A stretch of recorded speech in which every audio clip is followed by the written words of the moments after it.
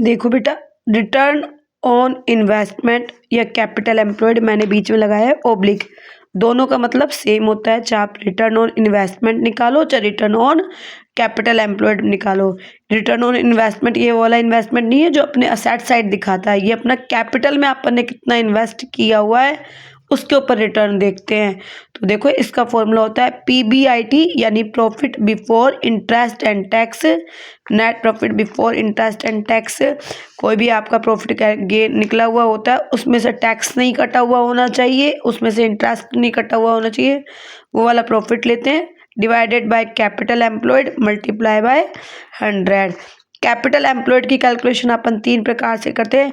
Capital employed actual में होता क्या है बेटा, जो अपनी मान लो अपन कोई बैलेंस शीट बनाते हैं, उस बैलेंस शीट साइड में लायबिलिटी साइड में आपका शेयर होल्डर्स फंड होता है, प्लस में आपकी long term liabilities, long term debt आपकी जो भी होती है, उन दोनों का जो योग होता है वो आपका कहलाता है कैपिटल एम्प्लॉयड, है ना। जिससे आपने कैपिटल रेज करी हुई है, यानी आप बैलेंस शीट के लायबिलिटी साइड में केवल करंट लायबिलिटी को छोड़कर बाकी बैलेंस शीट के टोटल को अपन कैपिटल एम्प्लॉयड बोलते हैं।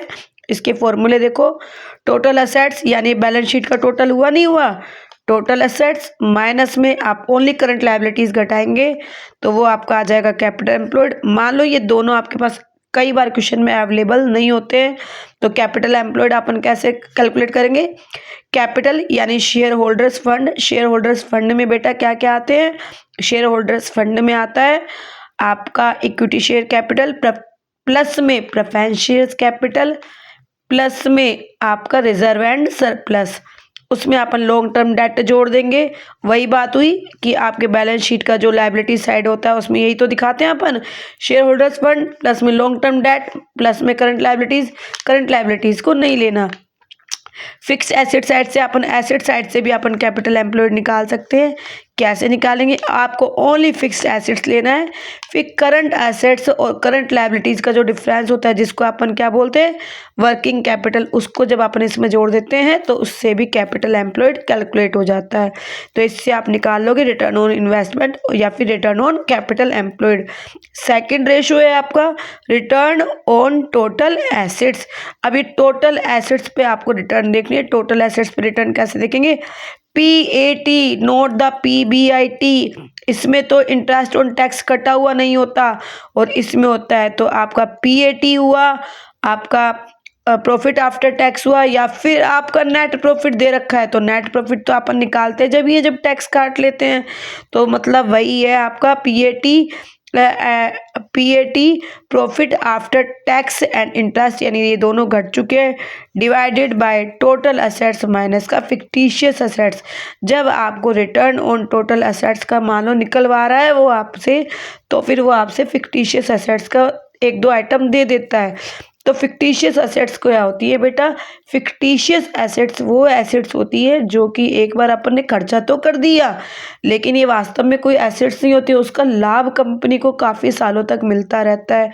जैसे कि आपका मान लो वो हो गया प्रीमियरली एक्सपेंसेस हो गए, आपके एडवर्टाइजमेंट सस्पेंस का हो गया। एडवर्टाइजमेंट सस्पेंस क्या होता है, एक बार एडवर्टाइजमेंट कर दिया तो उस एडवर्टाइजमेंट से कई सालों तक अर्निंग होती रहती है, तो ऐसी एसेट्स को हम बोलते हैं फिक्टिशियस एसेट्स। प्रीमियरली एक्सपेंसेस क्या होते हैं, एक कंपनी को एस्टेब्लिश करने से पहले के जो एक्सपेंसेस होते हैं वो प्रीमियरली एक्सपेंसेस होते हैं, ये जब तक राइट ऑफ नहीं हो जाते जब तक ये दिखाए जाते हैं।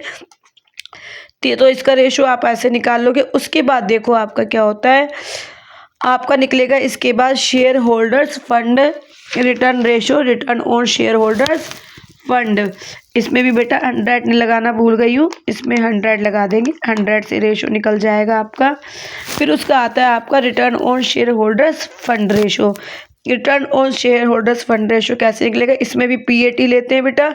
याद रखना जब जब शेयर होल्डर्स फंड पे रिटर्न निकालेंगे अपनी टोटल असेट्स, ये अपनी असेट्स होती हैं, अपनी संपत्ति होती है, तो ये किस पे निकलेगा, PAT पे ही निकलेगा। Net profit after tax and interest divided by share holders fund.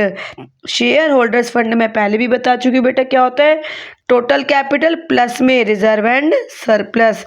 और आप देखो आपके और रेशो है ना, फिर अपना निकालेंगे अपन earning per share EPS, EPS आपका क्या होगा बेटा, इसका फॉर्मूला क्या होगा, प्रॉफिट जो आपका निकलेगा ना, प्रॉफिट आफ्टर टैक्स, फिर उसमें से सबसे पहले किसको डिविडेंड देते हैं, प्रेफरेंस शेयर्स को देते हैं, सारे अपने टैक्स काट दिए, आपने इंटरेस्ट पे कर दिया डिबेंचर्स वगैरह को, फिर अपना जो टैक्स इंटरेस्ट बचता है उसमें से अपन कौन ले जाएगा, प्रेफरेंस शेयर्स, इक्विटी शेयर्स वालों से पहले हकदार निकलते हैं।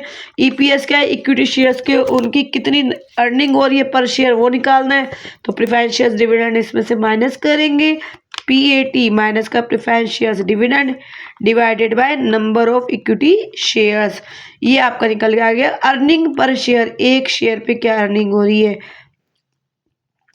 फिर हम निकालेंगे बुक वैल्यू पर शेयर, ये भी आपका पूछ लिया जाता है। तो इक्विटी शेयर होल्डर्स फंड यानी इक्विटी शेयर होल्डर्स फंड होगा, उसमें नंबर ऑफ इक्विटी शेयर्स का भाग दे देंगे तो आपकी बुक वैल्यू पर शेयर निकल के आ जाएगी। डिविडेंड पे आउट रेशो, तो डिविडेंड पर शेयर कितना है वो डिवाइडेड बाय ये वाला ईपीएस जो निकल के आएगा उसका भाग दे देंगे तो आ जाएगा डिविडेंड पे आउट रेशो। पहले आप लोग रेशो कैलकुलेट करो, रेशो देखो, रेशो के फॉर्मूलाज देखो, फिर अगर आप कहते हो तो मैं इसके क्वेश्चन भी सेंड कर देती हूँ, आप उनको करके अपना कॉन्फिडेंस लाना अच्छे से।